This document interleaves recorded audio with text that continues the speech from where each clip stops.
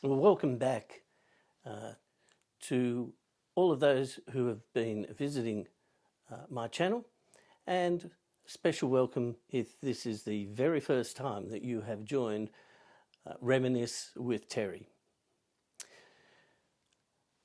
Today we're looking at trams here in my hometown of Sydney. Sydney's tramway system was, after London's, the largest in the British Empire and was a central part of Sydney life for 100 years. The extensive network changed the character of Sydney's streets, created many of its suburbs, and helped it become a modern city. However, by the middle of the 20th century, the tram had come to symbolise a bygone era, an embarrassing and sentimental anachronism in the age of speed and streamlined proficiency. The demise seemed inevitable. We're going to look at the beginnings of what became one of the largest tram networks in the world. Some interesting facts about the system and its rolling stock, and also its sudden and diabolical demise. Please, if you like this channel, click on the like button, select the subscribe button and the bell icon so that you are notified of new episodes. Also, I'd love to hear from you about anything to do with trams in your area, or anything in general.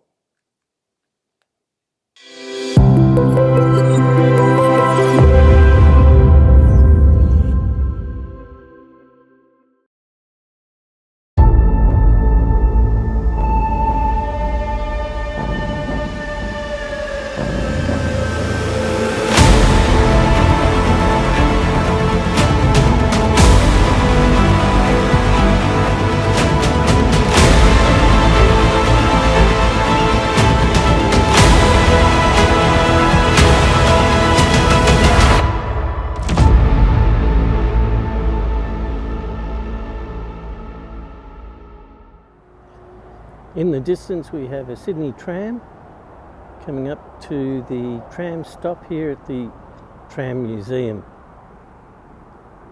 Here comes the tram, 611.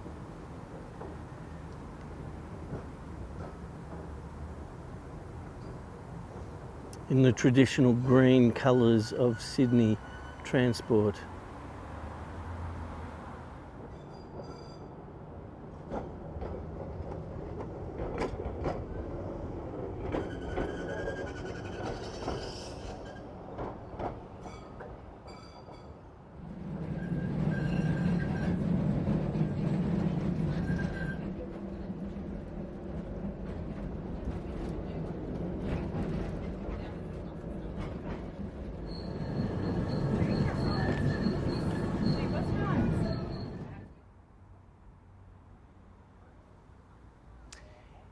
If you're in Sydney, come and visit the Tram Museum next to Loftus Railway Station.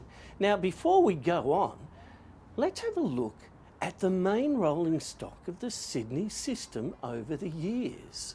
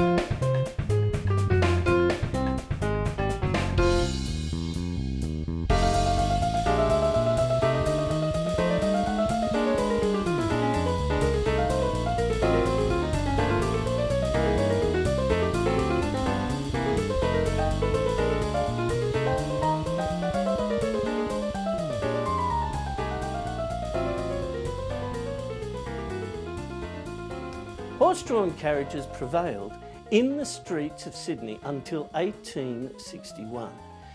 Then some progressive minds began to ponder.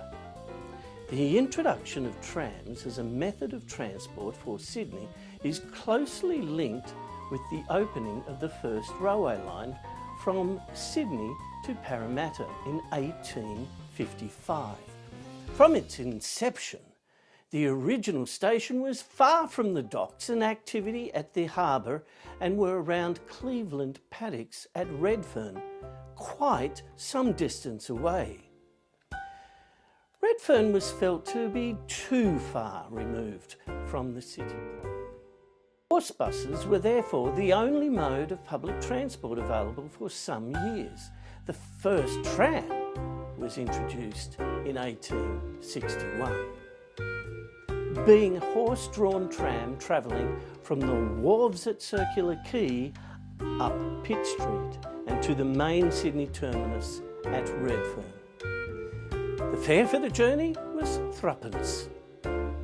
There were two cars, Old England and Young Australia, which left opposite ends of the line at the same time and passed one another at a crossing loop at Liverpool Street, as the line was single track.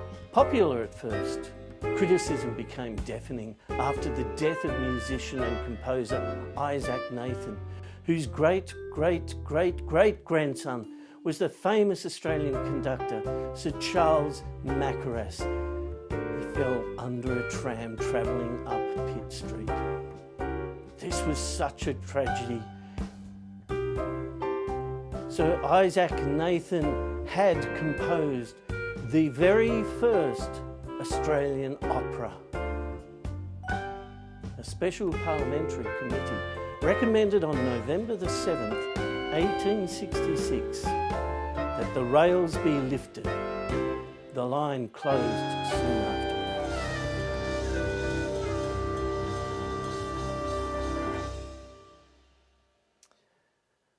After the dismantling of the horse-drawn tram line in 1866, Sydney was without a tram for the next 11 years.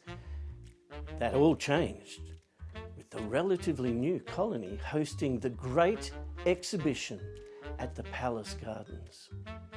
34 countries and their colonies participated in the exhibition, displaying the very best examples of technology, industry and art, laid out in densely packed courts. The international attention demanded a modern transport system, and so it was decided to establish a new tram line, and orders were placed for 2 American steam engines and carriages, and orders were cabled to Burnham, Williams and Parry. Afterwards, the Baldwin Locomotive Works. In the United States of America for 4 motors and 6 cars. Remarkably, steam tram number 1 continued operating until the last trams operated in Sydney in 1961. And it still exists. They arrived after the exhibition had started, and luckily some horse-drawn cars had been built in case of this very eventuality. The first of the American steam cars came into use on September 28th, and another one on the following day. The journey with these locomotives took about 12 minutes.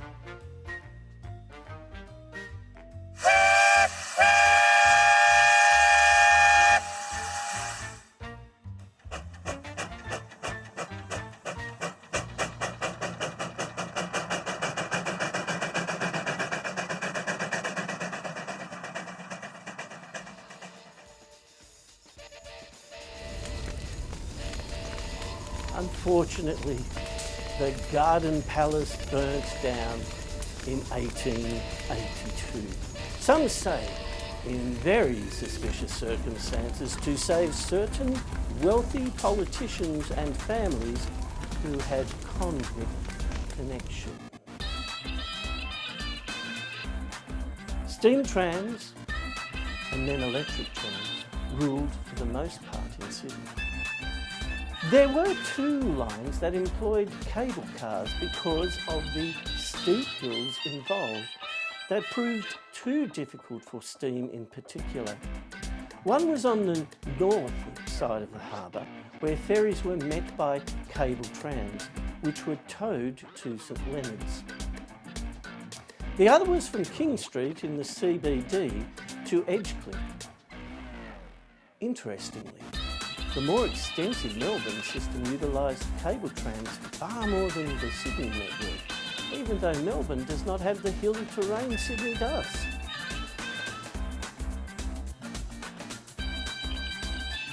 An experiment in electric tram traction had been carried out between 2 points about 1.5 miles apart on the Waverley line late in 1890. The tests were carried out in the plant supplied by the Thompson-Houston Company of USA. The generating equipment was erected in the Randwick Tram workshops prior to the tests, which were not altogether satisfactory, although the plant was later moved to Ridge Street, North Sydney, for the electrified line to the Spit Junction. In Sydney proper, the first lines to be electrified were those along George Street to Ultimo and the railway, as this work could then be extended to the western suburb lines. By April 1900, the line to Dulwich Hill and St Peters. One method used by the government Tramsway to test the advisability of constructing new lines was to use steam buses on the proposed route for a while. 4 Chelmsford steam chassis were acquired for this purpose and local bodies fitted to them. The entire system was converted by 1910 except for the Parramatta network, which operated until 1943, including the indomitable Number 1, and was operated by Sydney Ferries. Unlike most tram systems, Sydney followed the path of starting with saloon and drop centre cars to toast rack style cars, leading to the incredibly popular and iconic O-Class car.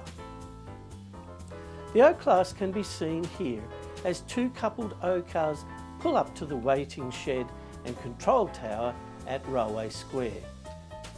This is the same building that is now housed at the Tram Museum, Loftus.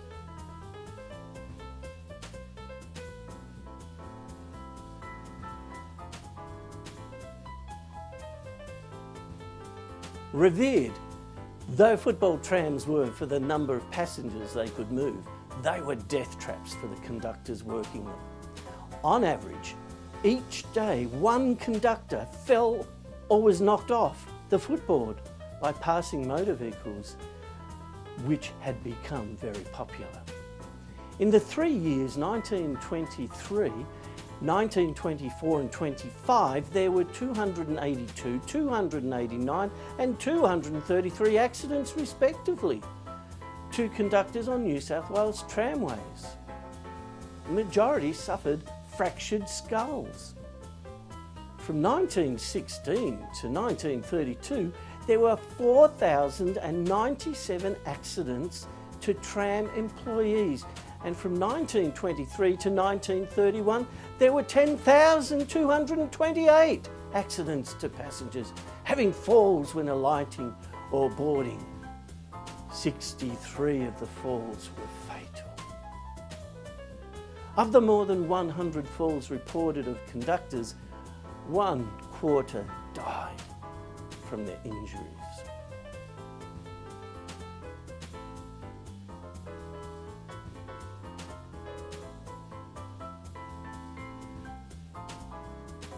Here we have a car that keeps the weeds at bay by burning the grass along the tracks. Scrubber cars were used to clean and smooth the tracks. They have carborundum blocks that are forced down onto the rails by air pressure and scrub the rail surface.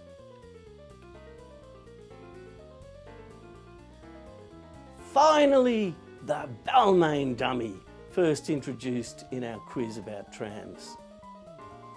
The steep decline along Darling Street to the ferry wharf in Balmain was too dangerous for electric trams, so the terminus was at the top of the decline.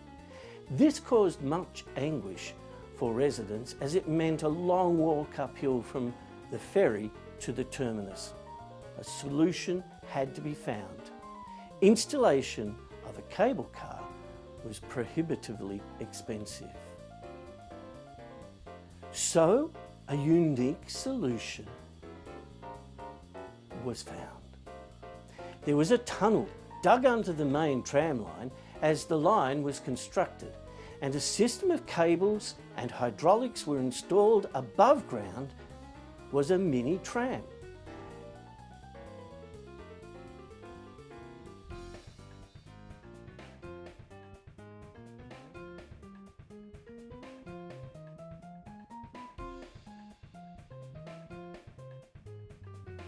The Long Bay Jail Tram, an unusual tram that transported prisoners from Darlinghurst Court and Jail Complex to Long Bay Jail. Number 948 was built at the Tramway Workshops at Randwick and entered service on 4th of September 1909. It has a side corridor leading to 6 compartments, each with a capacity for 6 prisoners. The compartments have a sliding door, with windows on the corridor side only. 2 of the compartments were typically set aside for women. Folding seats were provided for police and warders at each end.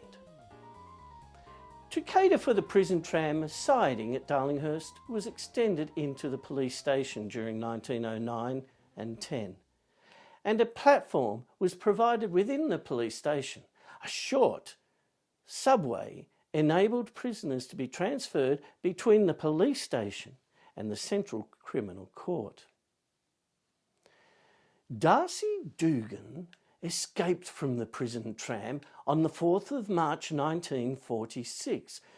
It was transporting him between Darlinghurst Courthouse and Long Bay Jail. He used the kitchen knife to rip a hole and escaped as the tram passed the Sydney Cricket Ground. The tram is still kept at the Sydney Tramway Museum. Dugan was notorious for escaping from prison. On one escapade, he robbed the Ultimo branch of the Commonwealth Bank. Shots were fired, wounding the bank manager and a customer. The tellers were armed, and the robbers fled by car to Glebe, where they placed a second car. After another prison escape, Dugan reportedly left behind a note scrawled on the wall of his cell which read, "Gone to Gowings." The reference to Sydney department store's advertising slogan was slang for many things, including left in haste.